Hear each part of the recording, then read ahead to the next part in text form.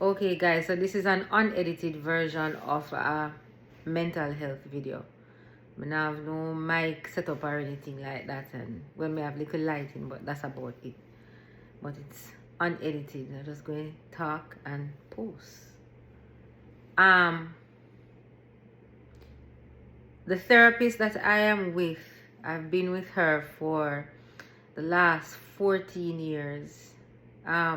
And it's not 14 years straight, it's on and off, because sometimes me would I get upset and vex and then block her for like a year or 3 years at a time, or even 2 years at a time, and then me circle back, like the prodigal son, circle back, and of course she would always welcome me with open arms. She would have been the one that took me from suicidal ideation every day and attempting suicidal attempts at least once per week, and self-mutilation at least every day. You understand? Just getting up to try to see how to get out. And that's a very, very, very terrible place to be.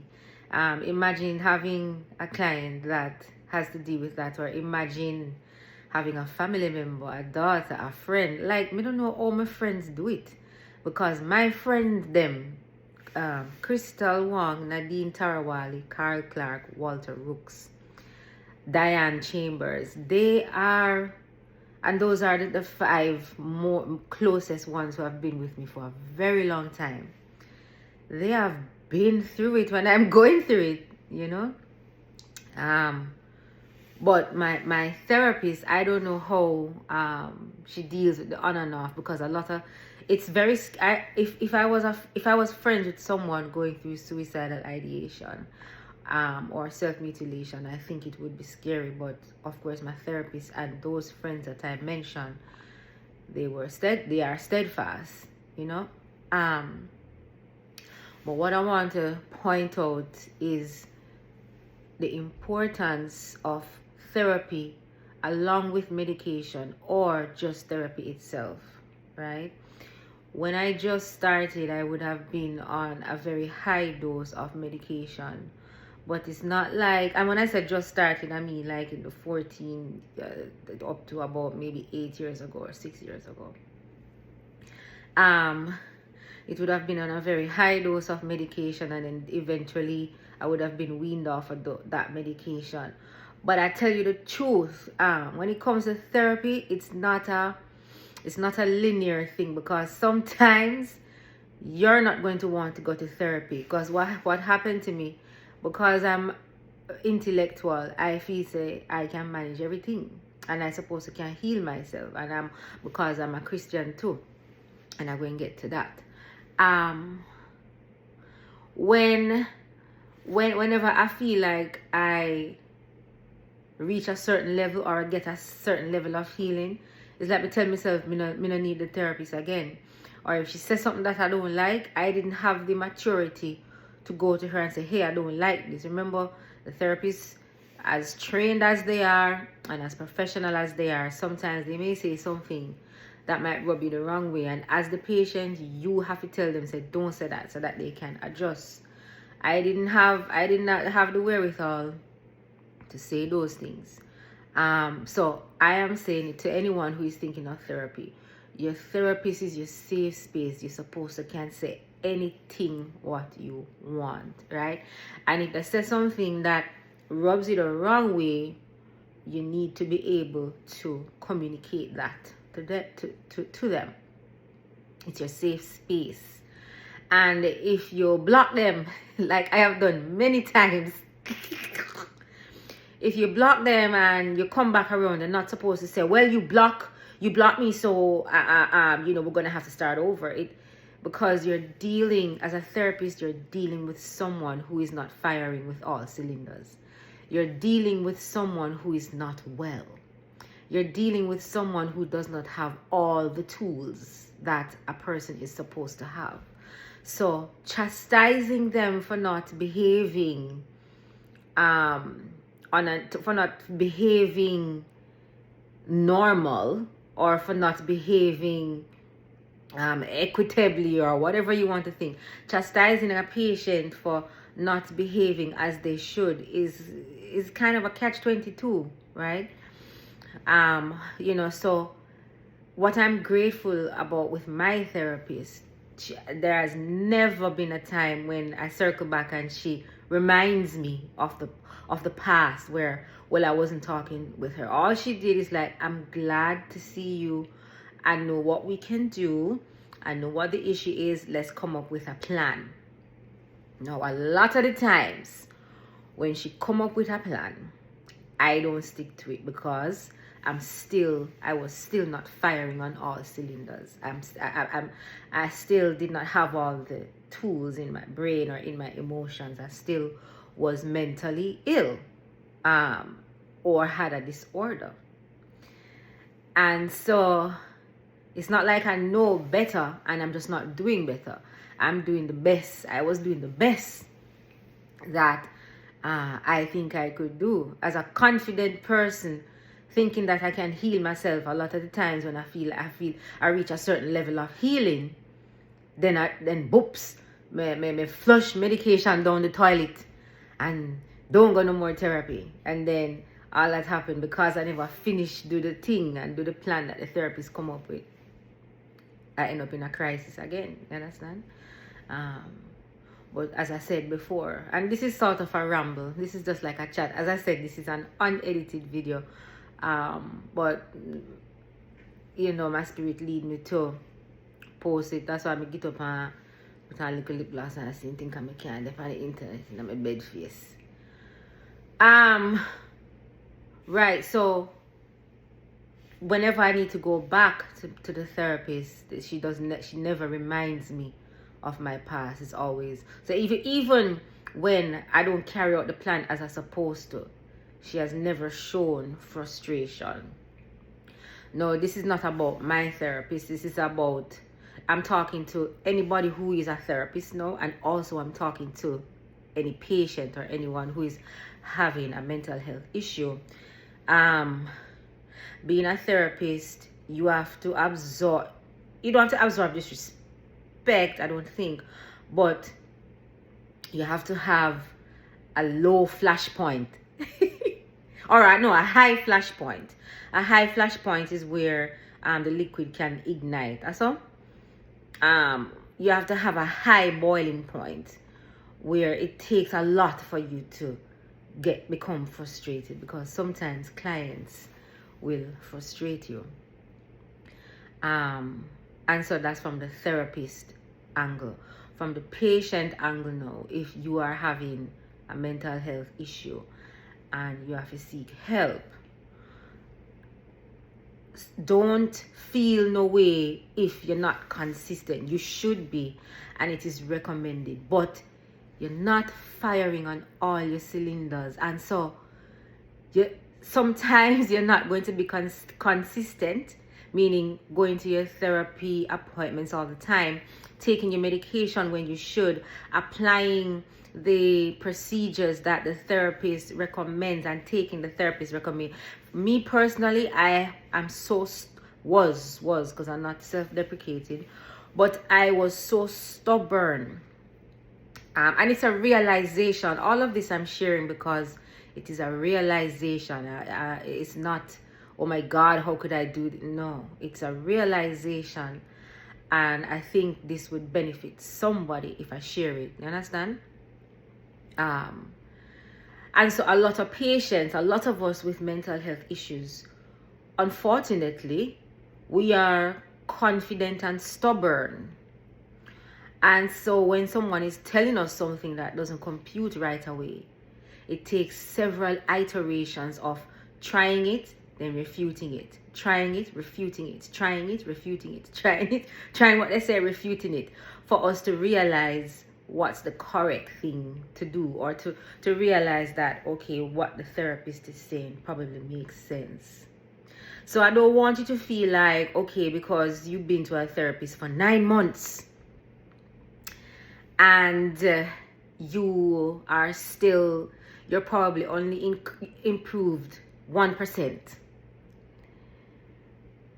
That's not an anomaly. That's not a bad thing. Some people progress faster than some. Oh, I mean, some people progress faster than some. And some people progress a lot slower. Remember, my therapist would have taken me from suicidal ideation every day, from multiple suicide attempts per week, from self-mutilation, right? Every day. Like the Julie you see now, the Julie that I was before even social media, none of you would want to be my friend. Only, as I said, Crystal, Nadine, Walter, Carl, and Diane. Them alone did well, of course, and my family, of course, and a lot of other people. But these 5 persons have been consistent and take my problems as their problems. So this Julie that you're seeing is nothing like what I used to be when I was good. Just imagine somebody just negative, walking dead, right? And so my therapist would have taken me from that to the Julie that you see now, where I still have work to do, because of course many of you would be aware of the public meltdown that I had in June, where I had posted to my stories, right? And that is one of the things that sometimes that happens when on your healing journey. And at that time, I did block my therapist during that time. As I said, because sometimes I just get upset and I block. And at that time, I think she was still blocked for about a year and a half. I don't remember what it was, but that's just a part of the journey. That's my reaction sometimes. Sometimes your reaction could be something else. You know what I mean? And of course, this time around, she had messaged me and asked if I was okay. And you know, she said she can be like a mentor if I don't want to call it therapy. No, I'm saying that to say, as a therapist, sometimes it's okay to reach out to your client. And guys, if you're a client and your therapist reach out to you, it's not money them looking. It's not money them looking. Sometimes your therapist is really concerned and they reach out to you and say, okay, are you coming to the next session or whatever. It's not money they're looking. Yeah, you have to pay them, but trust me, there are some therapists who really and truly want you to improve, right? And so she had reached out to me very gingerly. And she said, well, darling, if you don't want to call it therapy, we can just call it mentoring, because maybe that didn't work. She's very speaky spoken, and that's what I like about her. She's very speaky spoky. And jovial, but very professional, and know exactly what is she doing, right? Never scared of me, and always knows what to do. And so, and that's important for you have to feel like your therapist is not scared of you, right?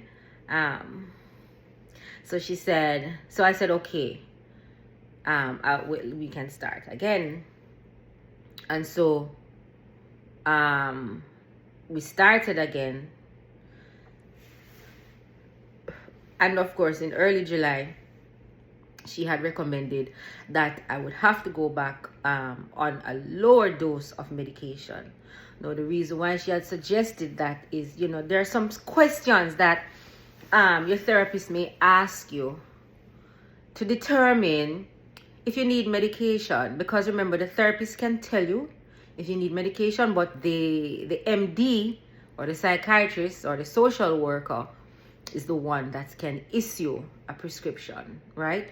But the talk therapist, the psychotherapist is the one that can determine if you need some sort of chemical assistance whilst you are doing talk therapy. So she had put me back on a low dose medication. I don't remember the name of it, I have to go look on it. The lowest dose, sometimes I wonder if a placebo, but I take it anyhow. Yeah. Because it's important. Now, the reason why there's a difference this time with my therapy. I am consistent. No. And there has it's almost like a miracle. Because the progress that I have made in such a short space of time because of consistency. It's like me, I say, why am I never consistent all along? But it doesn't work that way. You see, as time went by, healing was still happening, and now I am at a point where I am firing on more cylinders than I was before. I still have some things that I need to improve on. Right? But when I look at where I am now and where I was, it's almost like I can't believe I wasted so many years. You know? And I say, and don't get me wrong, I'm not living in regret or, you know, feeling some type of way about it, but I am coming to the realization, there's a lot of realizations happening. I am coming to the realization that I am quite an amazing person from the inside. I am coming to the realization that God bless me, and it's okay to be blessed. I am of the realization that I am fearfully and wonderfully made. And me say 3 realization, but it's about 300. It's about 300 or 3,000. Because remember, you have thousands of thoughts during each day. And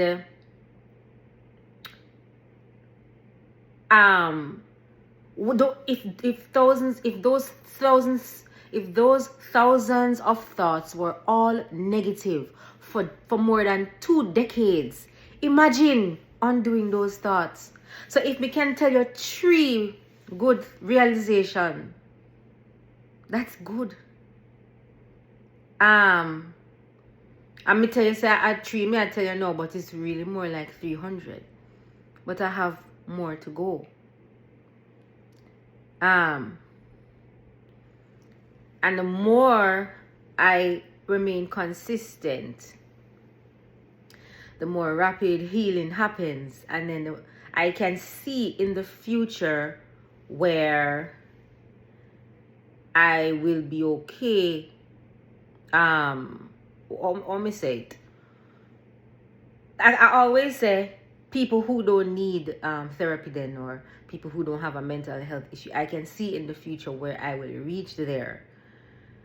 I don't want it sound, if you say it, I can see in the future where I will be of sound mind as God created me to be. It's a process. I can see in the future where I would be so healed and stable that I am able to lead a normal, fulfilling life. And I am doing that now, but as I said, there is more work to do. But I am just very, me not jump up and down and say, oh my God, but it's a little bit of joy that comes from within, to see my own growth from where I was to where I am now. That video is long though, 19 minutes. Oh my gosh, you're still here? Woo! Yeah.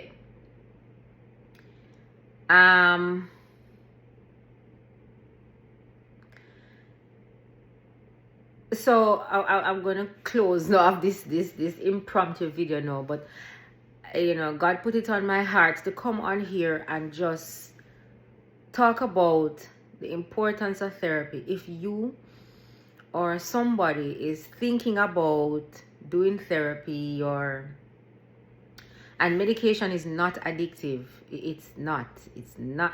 Once you're doing medication along with talk therapy, trust me, every day you want to stop medication. So I know, and I've met some people who are like, they're afraid of becoming addicted to it. You won't. It's unlikely once you are doing talk therapy, right? I personally am not addicted, never been addicted to medication, right? But I have to do it in time, and I don't take it unsupervised, meaning it has to be on the instruction of a psychotherapist, and I come off it on the instruction of a psychotherapist, right? So I came on here to encourage anybody who life just tough for you right now, you understand? And it's been tough for a while. Sometimes people life tough for y'all 25 years straight and don't catch a break. Or maybe just 5 years. Or less than that. The intensity for you is your intensity. And so if you're considering therapy, I really, really recommend it. Your friends can be there for you, but they're not trained. They are not trained in how to retrain the mind. A therapist is trained, a good therapist. I strongly recommend it. So I'm encouraging, and therapists, if you're a therapist listening to this, when your clients, I know I'm a difficult client. Because we are not, most of the times we're not stable, or we don't stick to plans. To the therapist, don't get, frustrated. Be like the father of the prodigal son, where every time the son come back, where every time the client come back, just welcome them with open arms and don't hold the past against them. Just deal with patience and love. And if you're someone who considers that you might need therapy, I am encouraging you to go.